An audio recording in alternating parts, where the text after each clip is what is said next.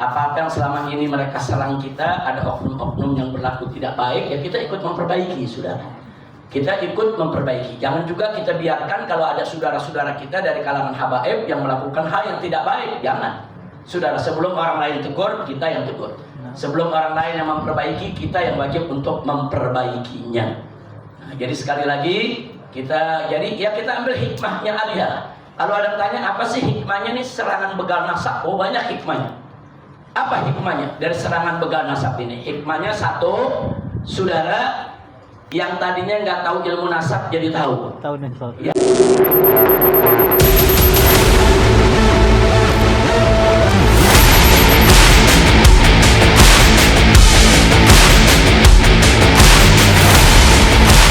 Dikit aja kesalahan yang dilakukan oleh habaib, itu akan langsung mereka goreng, mereka garap untuk menyerang habis-habisan para habaib, saudara. Nah, jadi saya minta dari yang tua sampai yang muda, saudara. Apa-apa yang selama ini mereka serang kita, ada oknum-oknum yang berlaku tidak baik, ya kita ikut memperbaiki, saudara.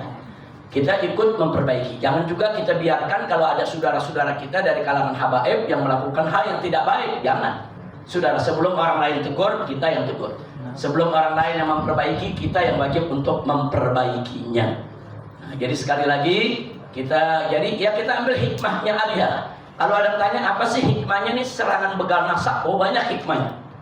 Apa hikmahnya dari serangan begal nasab ini? Hikmahnya satu, saudara yang tadinya nggak tahu ilmu nasab jadi tahu. Tahu nih, Yang tadinya nggak mau belajar jadi belajar, saudara.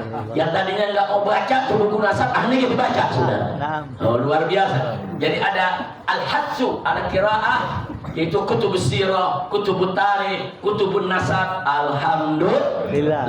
Itu satu. Yang kedua, saudara, menjadi terbuka. Allah bukain buat kita, saudara. Sehingga dengan peristiwa itu kelihatan mana yang betul-betul muhibbin terhadap habaib, mana yang betul-betul bughud, ikut memanfaatkan kondisi tersebut, atau mana yang selama ini pura-pura muhibbin. Nah, sekarang dari hatinya Allah keluarin semua, saudara. Alhamdulillah. Kita membongkar hati orang-orang nifak nggak gampang, saudara. Nggak gampang. Ngebongkar gitu hati kita mau tahu ini mahabbah apa enggak, ini bughud, nggak gampang, saudara. Tapi dengan peristiwa ini terbuka, saudara. Mana yang muhibbin, mana yang mubghidin, bahkan mana yang ragu-ragu dengan mahabbahnya, semua terbuka. Alhamdulillah. Dan yang ketiga, saudara, para habaib jadi lebih hati-hati lagi. Mereka oknum-oknum yang selama ini berbuat tidak baik, jadi ada cambuk, ada teguran. Jangan coba-coba kalian ulangi itu perbuatan. Ayo sama-sama kita perbaiki diri. Itu kan hikmah, ya kawan. Alhamdulillah. Oh, banyak hikmahnya, ya kawan. Kalau kita mau lihat hikmahnya banyak. Ada lagi satu hikmah, saudara, apa?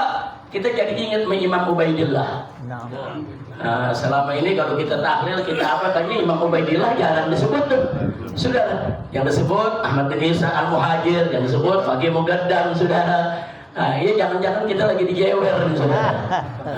Sama karomahnya Imam Ubaidillah. Kemana namanya Imam Ubaidillah nih, saudara? Jarang disebut, jarang dikirimin.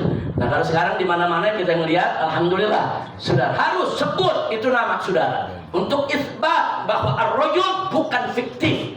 Betul-betul rajul sabit, maujud, ada, saudara, insya Allah. Dan begitu juga yang ziarah ke Tarim juga jarang-jarang tuh yang ziarah ke Imam Ubaidillah. Kemana-mana dia ziarah. Imam Ubaidillah ditinggal. Nah, ini jadi teguran buat kita semua. Nah, jangan dilupakan Imam Ubaidillah, saudara. Dan jangan ragu-ragu juga. Kalau besok ada punya anak namain Abdullah atau Ubaidillah untuk anak keturunan kita. Saya kemarin ini selama setahun banyak orang nih jamaah kita nih, saudara, murid-murid kita di pengajian minta nama. Habib kasih nama. Kalau anak laki langsung kita kasih nama Ubaidillah. Jadi jangan kaget kalau besok yang nama Ubaidillah banyak, ya kawan. Alhamdulillah. Dan itu termasuk bagian daripada bentuk perlawanan secara sosial ke masyarakat. Sebarin itu nama, itu bukan nama fiktif, nama orang mulia.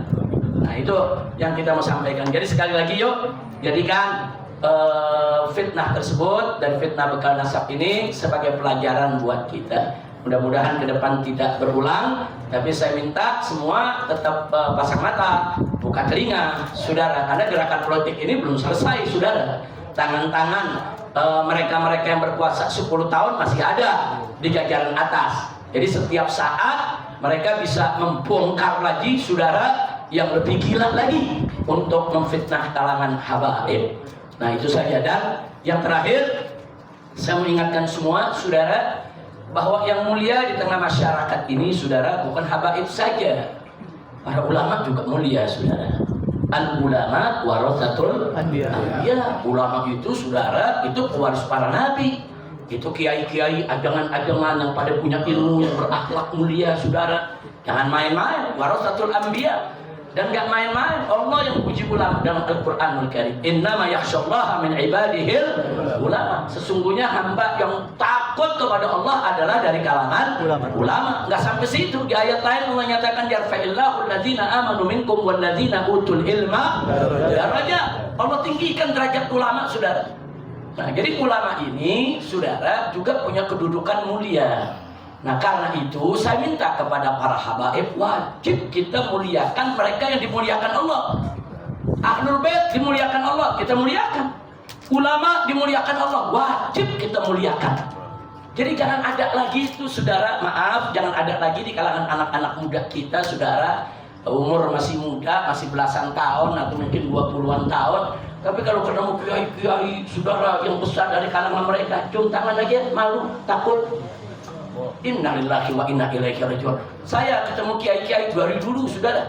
Sudah 40 tahun saya kerjakan. Pokoknya ketemu kiai, doakan yang lebih tua, yang seumur, saya cium tangannya. Oh iya, dulu saya diprotes, Habib Rizik kenapa cium tangan? Kenapa itu Habib Rizik nunduk-nunduk begitu?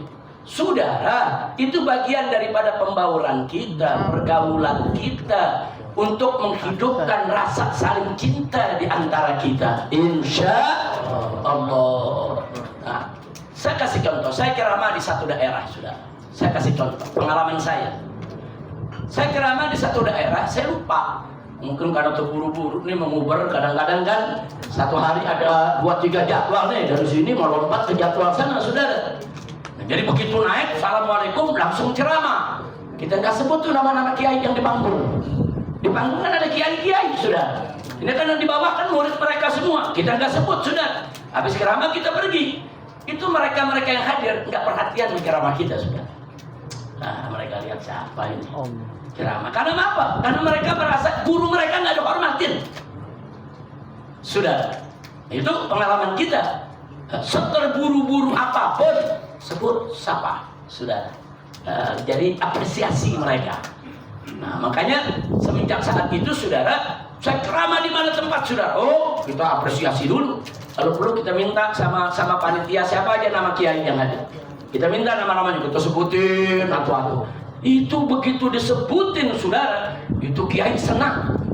Duduk perhatiin ceramah kita sampai akhir. Itu murid yang di bawah, Farhan, gurunya dihormatin, saudara. Dia perhatiin semua ceramah kita. Jangankan setengah hujan dan gak ada, sudah. Nah, artinya ini kan ilmu komunikasi massa. Tolong jangan lupa penghargaan seperti itu, saudara. Insya Allah, saudara. Jadi ini habaib ini udah dimuliakan Allah, udah nggak usah dipamerin lagi. Udah muliain kita, asal kita mau bertakwa kepada Allah. Kalau kita mau bertakwa kepada Allah, Allah muliakan kita. Nggak perlu dipamerin, saudara.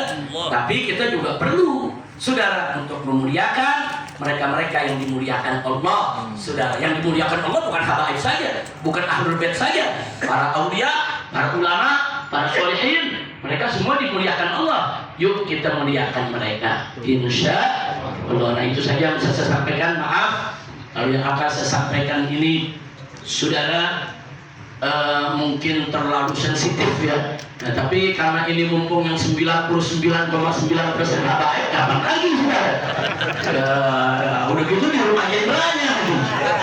Ya bukan, ini kesempatan. Ini namanya kesempatan. Nah, tolong jangan tersinggung, jangan, saudara. Saya tidak ada maksud menyinggung si A atau menyinggung si B. Demi Allah, saya tidak ada maksud untuk menyinggung siapapun, saudara. Bahkan saya mau ikut menasehati diri saya sendiri. Kita introspeksi, apa nih? Kenapa begini? Kenapa begini? Apa yang bisa kita ubah supaya hubungan antara ulama dengan habaib tetap baik dan bisa semakin baik, insya Allah. Nah itu yang saya mau sampaikan, saudara. Baiklah, akhirnya sebagai penutup,